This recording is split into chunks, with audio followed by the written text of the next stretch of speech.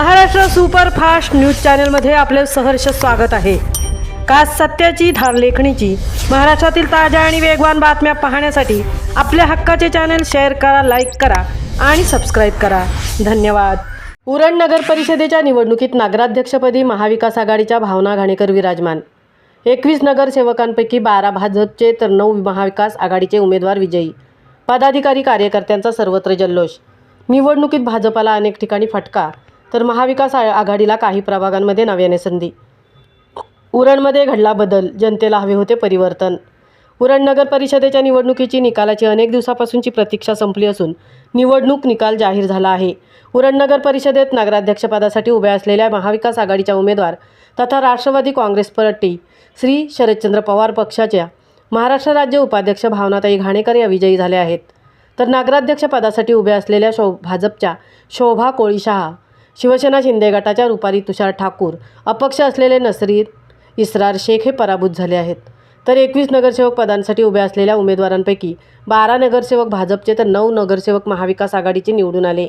उरण नगरपालिकेच्या सत्तेसाठीची निर्णायक लढत अटीतटीची झाली होती। निवडणूक काळात संपूर्ण शहरात राजकीय तापमान प्रचंड वाढले। दिनांक 2 डिसेंबर 2025 रोजी नागरिकांनी मतदान केले। उरण नगर परिषदेचा एकूण 67.92% मतदान झाले। काही अपवाद वगळता सर्व मतदान शांततेत पार पडले होते। मतदानानंतर कोणत्या पक्षाचा झेंडा नगरपालिका इमारतीवर फडकणार याकडे सर्व उरणकरांचे डोळे लागले होते। निकाल 3 डिसेंबर 2025ला लागणारा उच्च न्यायालयाच्या निर्णयामुळे निकाल पुढे ढकलण्यात येऊन आता अनेक दिवसांच्या प्रतीक्षेनंतर 21 डिसेंबर 2025 रोजी उरण नगर परिषदेचा निकाल लागला आहे। उरण नगरपालिकेतील एकूण 10 प्रभागातून 21 नगरसेवक आणि 1 नगराध्यक्षा अशा एकूण 22 पदांसाठी निवडणूक संपन्न झाली।